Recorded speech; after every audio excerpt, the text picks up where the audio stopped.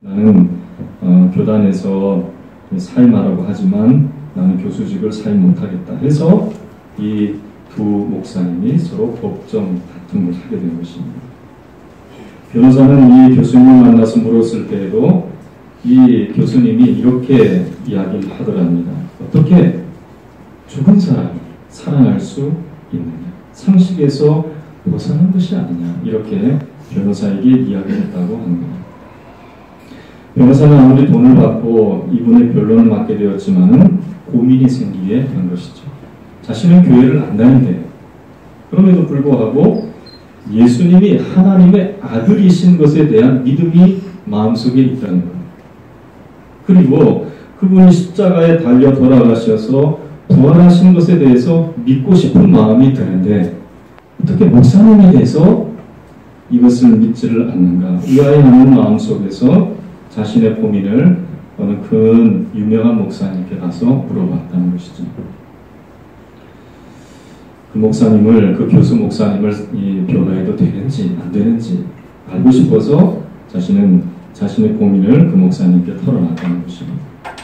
여러분, 아무리 성경 말씀에 대한 지식이 있고 그리고 학식이 있고 또 가르치는 기술이 있다 할지라도 신학대학교의 교수이면서 목사님이라는 직책을 가졌어도 예수님이 하나님의 아들이심과 십자가에서 죽으시고 사흘 만에 부활하셨다 하는 이 부활 사건을 믿지 않는다면 그 아름다운 직책이 무슨 소용이 있겠습니까? 이 교수님뿐만 아니라 성도도 마찬가지입니다. 성도는 거룩한 이 성도라는 거룩한 자라는 이름을 얻게 된 것은 우리가 주일날 나와서 예배드리고 헌금하고 헌신하고 해서 얻은 것이 아닙니다.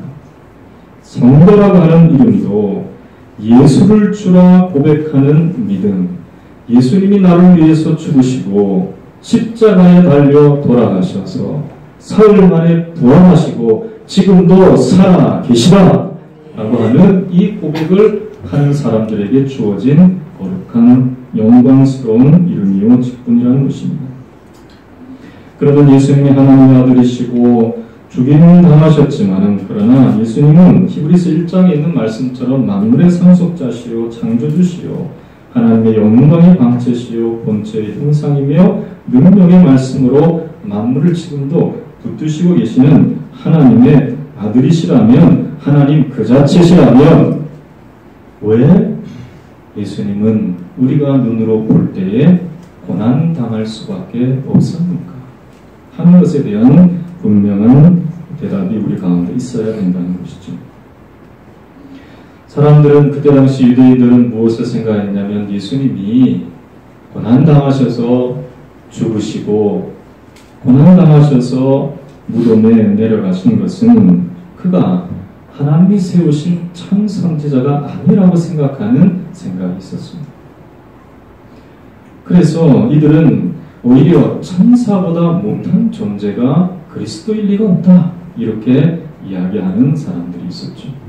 그러나 오늘 히브리서의 말씀은 하나님께서 천사들을 통하여서 마지막 날까지 그를 경배하라 그에게 모든 정권을 맡기지 않으셨다는 것을 분명히 말씀하고 있습니다. 예수 그리스도를 통하여서 하나님의 나라가 이루어지고 모든 권세와 능력이 다 예수님께로부터 나오고 예수님께 모든 이름이 굴복하게 될 때가 반드시 있을 것이라는 것을 이야기하는 것이죠. 그러나 그때는 아직은 아니기에 우리의 눈으로 보기에는 예수님이 고난당하시는 장면만 보았지 모든 이름이 예수의 이름에 꿇는 것은 보지 못하였을지라도 하나님께서는 천사들을 섬기라고 우리에게 하나님의 말씀을 주시고 약속을 주신 것이 아니라 아들 예수 그리스도를 섬기라고 주신 것이다 하는 것을 분명히 말씀하시면서 예수님은 고난을 통하여서 우리에게 하나님이 주시는 놀라운 축복을 나타내시고자 하셨다는 것을 구약 성경의 말씀을 통하여서 우리에게 알려주고 있습니다.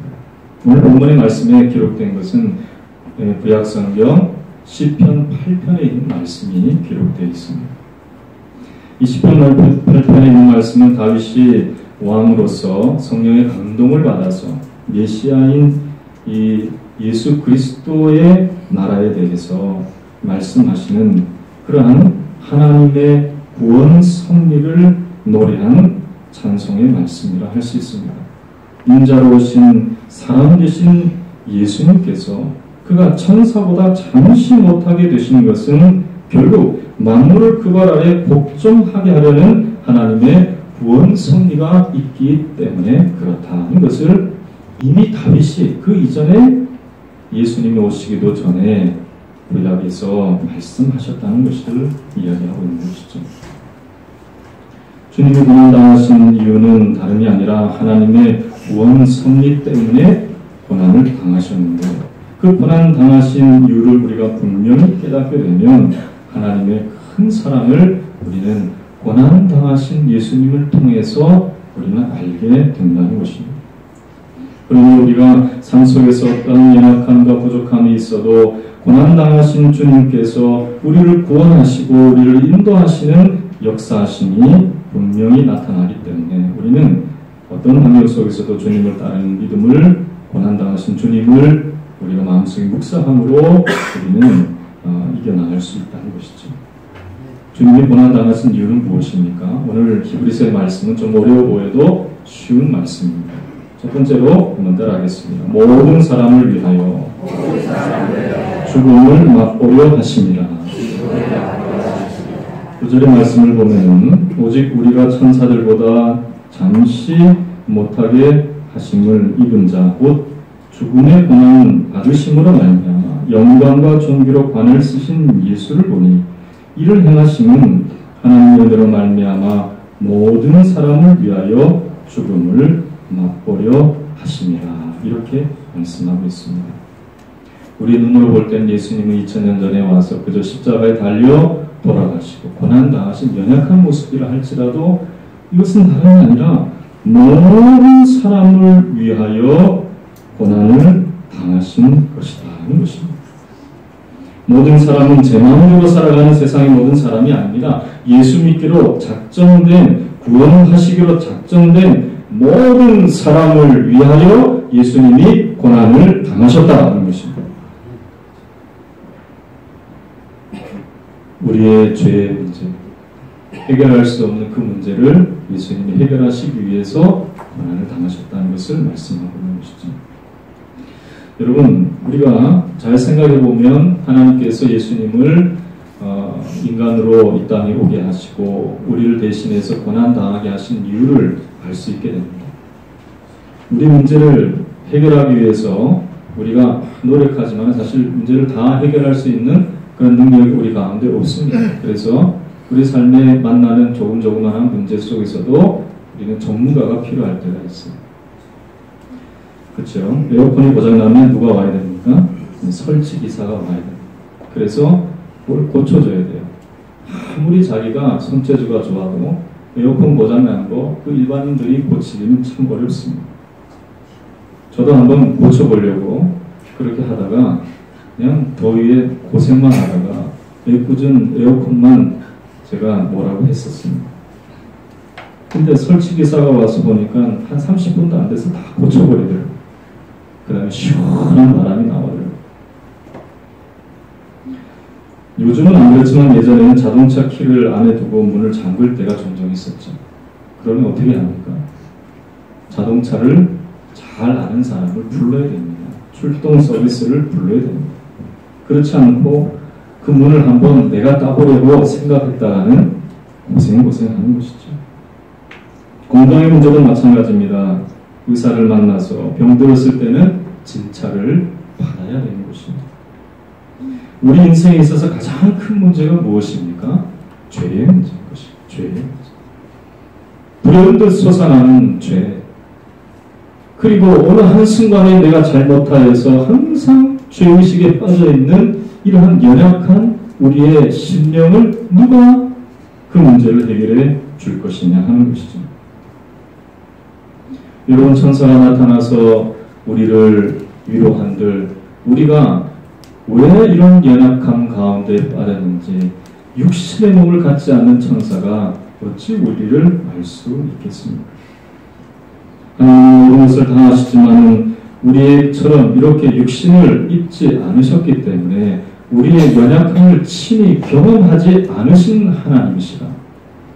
우리의 연약함을 친히 경험하기 위해서 하나님이 육신이 되신 것이 예수님이라는 것입니다. 그리하여 우리를 대신하여 고난을 당하시고 고통을 당하심으로 죄를 없으신 그가 우리를 위해서 고난당하심으로 고난당하는 우리들을 위하시는 삶을 예수님이 살으셨다는 것을 성경이 말씀하고 있는 것이죠. 이 땅에 많은 사람들이 죄의 문제로 신음하며 고통합니다. 예수님은 이러한 자들에게 찾아가셨습니다. 그리하여서 그 삶의 문제를 해결하시는 은혜로 함께해 주셨습니다. 하나님이 우리와 함께 하신다는 증거를 예수님이 보여주신 것입니다. 죄에 얽매여서 살아갔던 신년, 화목하지 못한 삶, 원망과 불평으로 쩌들어 있는 인생 가운데 주님이 찾아가신 것입니다. 예수님은요, 질병만 고쳐주신 것이 아니라 죄인들과 또 연약한 자들의 친구가 되어주셔서 그들의 삶의 문제를 건져내시고 그들의 삶의 문제를 해결하시는 은혜를 베풀어 주셨음을 성경에 말씀하고 있습니다. 이러한 하나님이 되시기 위해서, 우리를 위하시는 하나님이 되어주시기 위해서 예수님은 인간이 되시고 고난을 당하시고 결국은 십자가에 달려 죽으시기까지 우리를 위해 주셨다는 것이죠. 예수님 당시에 예수님이 사람들과 같이 계셨을 때에도 예수님을 영접하지 않는 사람은 예수님이 어떠한 이유로 이 땅에 오셨는지 모른 채 예수님 하시는 일을 사사건건 잘못 생각하고 방해하는 사람들이 있었습니다. 누가복음 5장 30절에 32절의 말씀을 보면은 바리새인들과 서기관들이 제자들을 비방하면서 어떻게 너희가 세리와 죄인과 함께 먹느냐 하면서 결국은 이 바리새인과 서기관들은 예수님을 질타하는 그러한 말을 했습니다. 그때 예수님께서 이렇게 그 바리새인과 서기관들에게 대답하셨죠.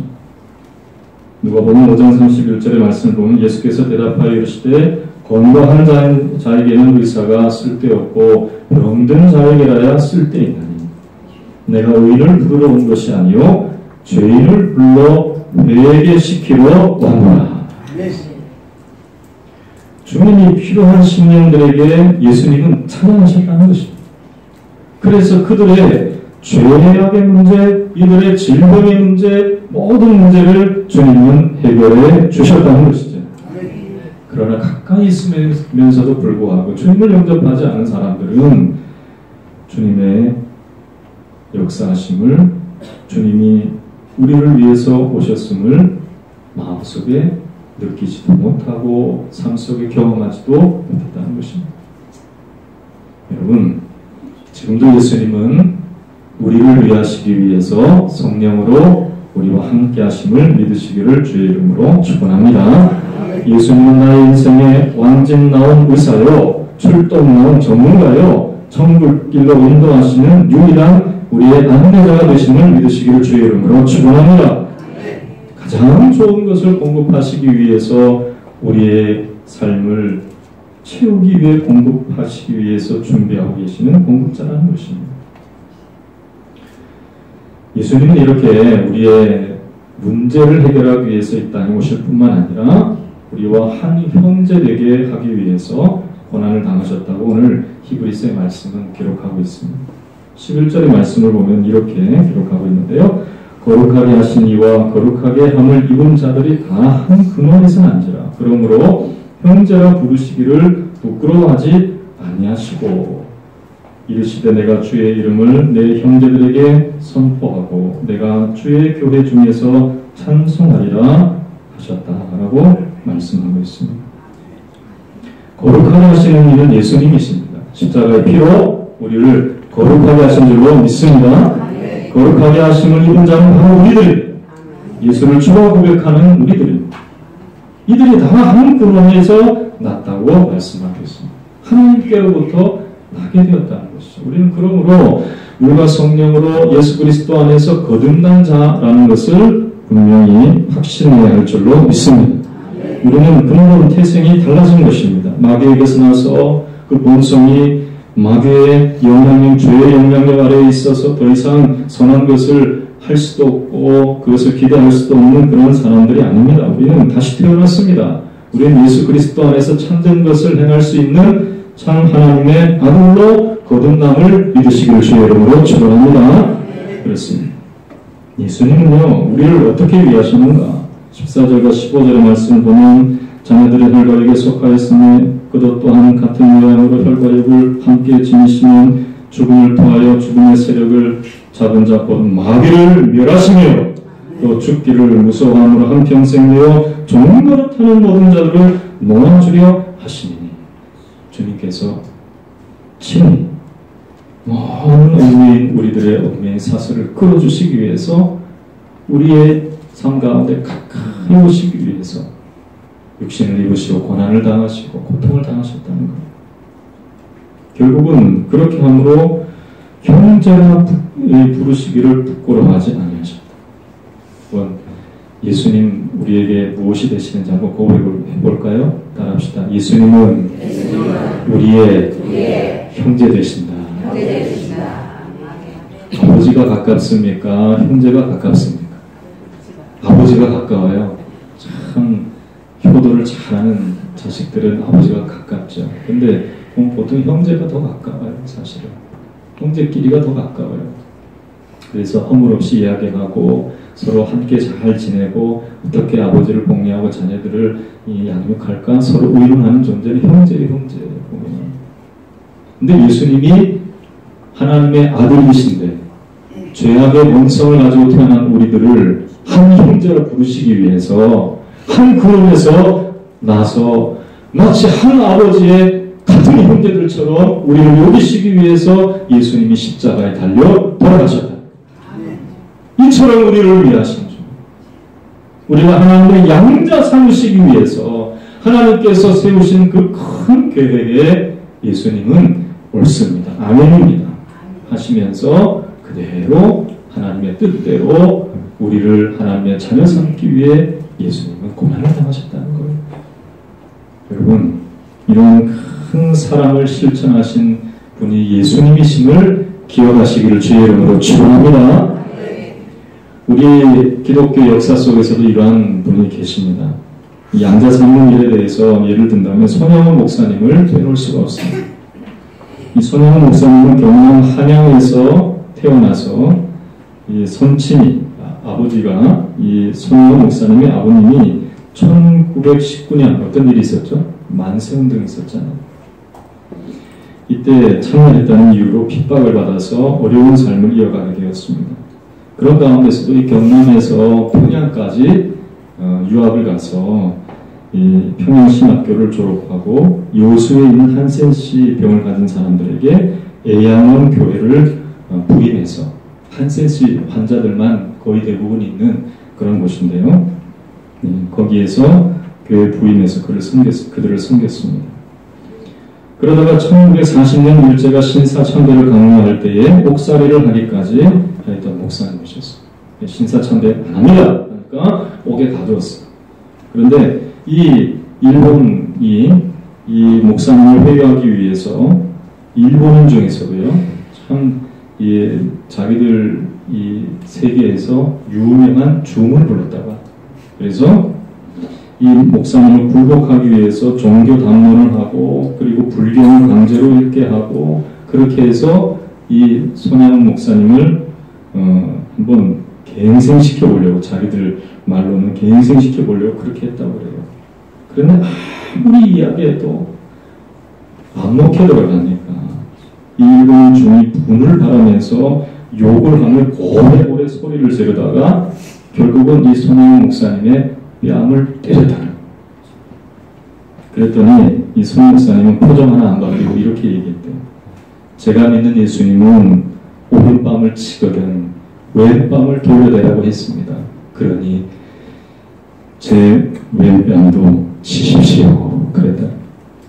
그러니까 이 중이 너무 화가 나서 이성을 찾지 못하고 막 이 손양원 목사님을 더 해하려고 하니까 안 되겠다 싶어서 이 손양원 목사님을 옥에서 끌어냈다고 합니다.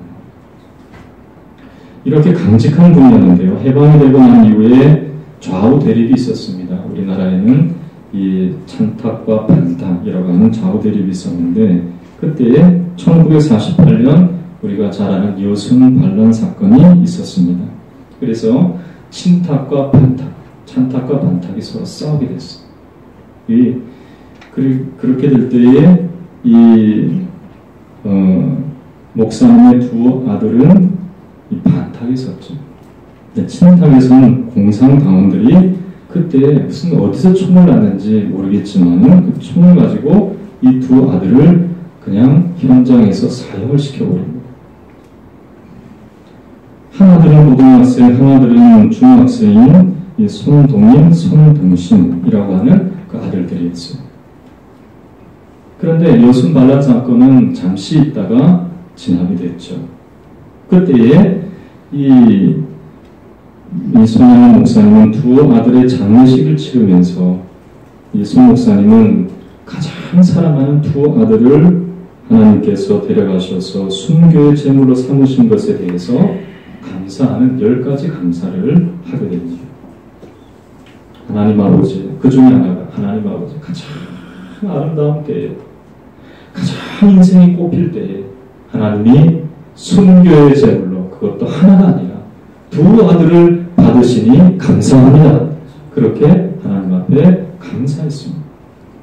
그런데 이 감사의 고백을 마지막으로 하면서 자기의 아들들을 죽인 죄인, 그 죄인을 자기 아들들을 죽인 이 죄인을 내 아들로 삼겠습니다. 그렇게 장례식장에서 고백을 한 거예요. 이것을 실천하기 위해서 당시에 사형수 둘이 있었는데요. 두 사람이 자기 아들을 죽였는데 한 사람은 사형을 당하고 한 사람은 이 안재선이라는 사형수가 그대로 살아 있었습니다. 그때 이 안재선이라는 이 사형수를 아들로 삼게 되는데 지금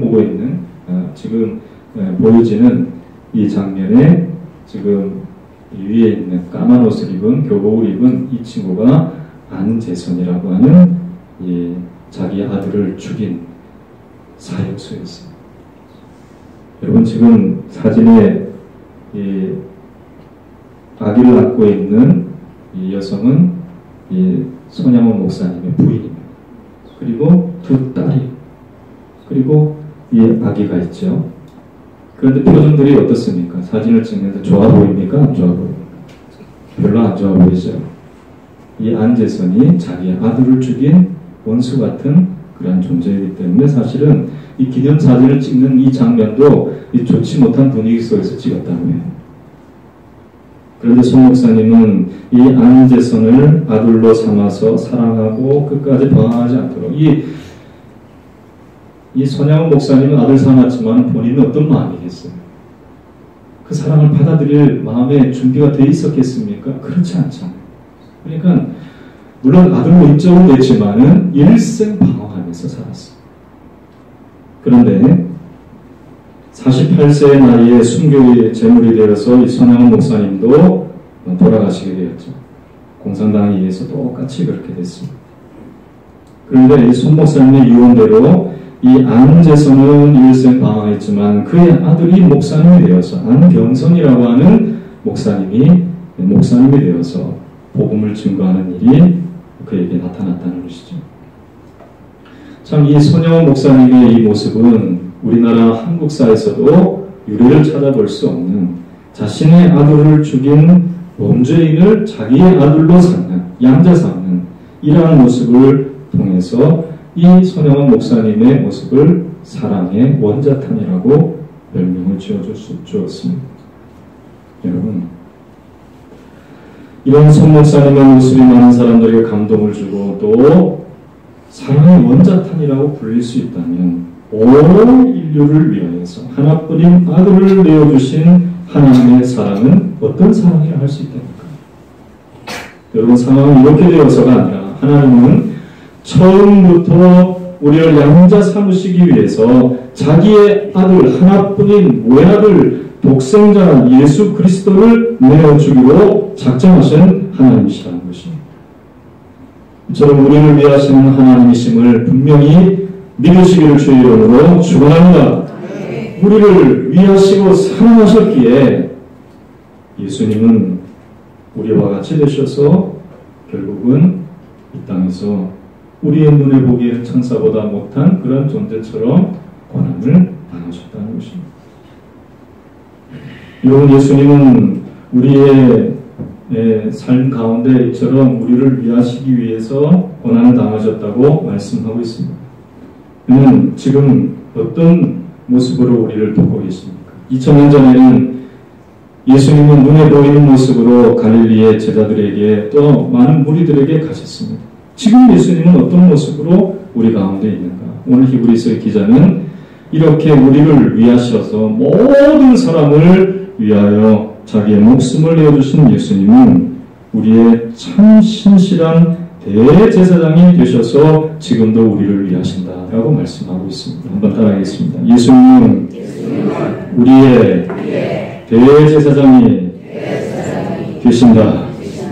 대제사장은 무엇입니까? 하나님의 보좌에 들어가서 온 백성의 죄를 대신하여서 속죄의 피를 가지고 하나님께 나아가는 사람. 주님의 하나님의 말씀을 듣고 온 백성들의 죄를 너희의 죄가 사해졌노라 말씀하시는 대속죄에 하나님의 용서와 사랑을 증거하는 자가 바로 대제사장이었던 것입니다. 17절의 말씀은 그가 범사의 아들과 같이 되심이 마땅하도다는 하나님의 일에 자비하고 신실한 대제사장이 되어 백성의 죄를 속량하려 하시니라 말씀하고 있죠.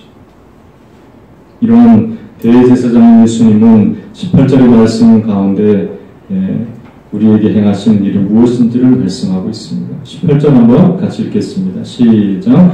그가 시험을 받아 고난을 당하셨은즉 시험받는 자들을 능히 도우실 수 있느니라. 할렐루야. 2000년 전에도 온 심령들을 위하여 하나님께서 구원하시기로 작정한 모든 사람을 위하여 고난당하신 예수님은 지금 대제사장이 되셔서 모든 사람들을 위하여 시험받는, 특별히 시험받는 자들을 위하여 도우시는 분으로 지금 함께 하신다는 것을 말씀하고 있죠. 여러분, 우리 주님의 도우심을 받고 싶습니까? 우리 주님의 도우심으로 우리가 살아야 할 줄로 믿습니다. 그럼 어떻게 해야 되겠습니까? 찬송가 우리 214장의 찬양을 보면 나 주의 도움 받고자 주 예수님께 빕니다. 구원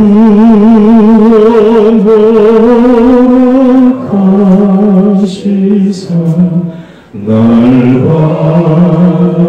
봐주소. 우리의 고백이 되어야 됩니다. 한번 같이 찬양합시다. 내 모습 이대로 내 모습 이대로 주 받으옵소서.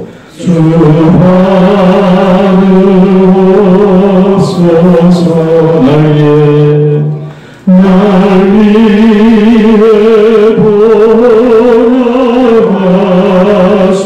주 날 받아주소서.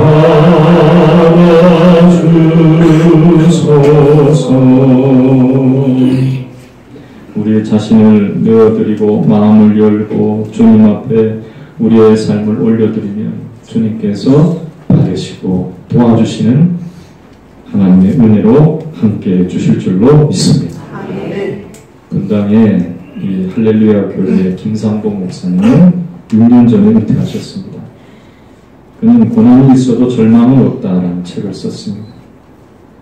자신의 과거 고통스러운 삶 속에서도 하나님이 자신을 붙들어 주셨고, 그리고 목회의 참 구비구비의 길인데도 하나님께서 그를 인도해 주셔서 은퇴할 때까지 하나님께서 자신을 도와주셨다. 그렇게 고백하는 그런 책이었습니다. 근데 그는 다윗처럼 사실 일생 하나님께 의탁하는 삶을 살았던 것을 보게 됩니다. 그는 1936년 평양에서 태어났는데요. 산정현교회라고 하는 교회를 평양 산정현교회를 다녔습니다. 거기는 이 순교자인 주기철 목사님, 여러분 오늘 우리 주일 예배 여러분 우리 한국교회 역사의 중요한 인물들은 다 듣고 계십니다. 손양원 목사님, 주기철 목사님. 그런데 이 산정현교회 주기철 목사님이 심호하신 교회였어요. 그러니까 이 김상무 목사님은 어렸을 때 신앙생활을 얼마나 철두철미하게 했겠습니까? 그리고 민족의 지도자인 종원식 선생님도 이 산정교회를 다녔습니다. 엄청났죠. 그 순교자도 그 교회에서 8명이나 나왔던 교회입니다. 확고한 신앙을 갖고 있었겠죠. 그런데 그 신앙만큼 고난도 많았다는 거예요. 신사참배가 있을 때에 이 신상 앞에서 절하지 않는다는 이유로 그는 학교에서도 매를 맞았다는 거예요. 토요일 날 조사를 한답니다. 내일 교회 가는 사람 손 들어오라. 그러면은 이 김상호 목사님이 막 손을 드는 거예요. 그런데 월요일만 되면 매타작이 시작되는 거예요. 교회 갔다 왔지. 그러면서 때리는 거예요. 대나무로 몽둥이로 어떨 때는 쇠파이프로 맞은 적이 있대요. 뭐 그 목사님이 거짓말 했겠습니까? 참 잔혹한 모습이죠. 요즘 같아서는 뭐 언론에 대해서 특별히 될 텐데 옛날에는 그런 일들이 종종 많았다는 거예요. 교무실로 몰려가서 선생님에 불려져서 야단을 맞고 복도에서 벌을 쓰고 매주 월요일마다 그렇게 고통을 당한 분이 이 김상봉 목사님이랍니다.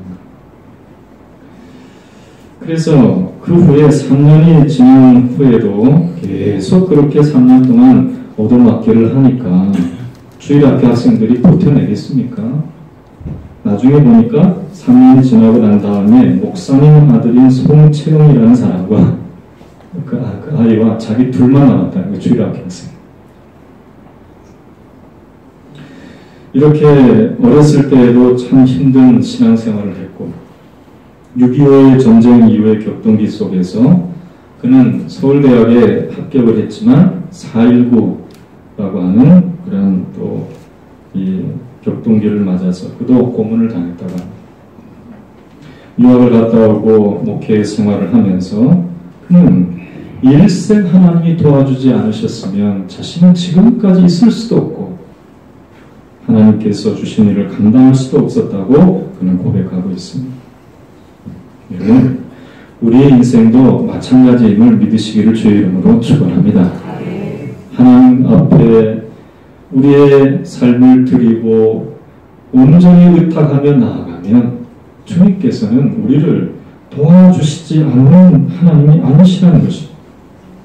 우리도 지금 하나님의 도우심을 받기를 원하여 지금 하나님 앞에 믿음으로 나왔다면 하나님 앞에 우리의 삶을 다 맡길 수 있기를 주의 이름으로 축원합니다.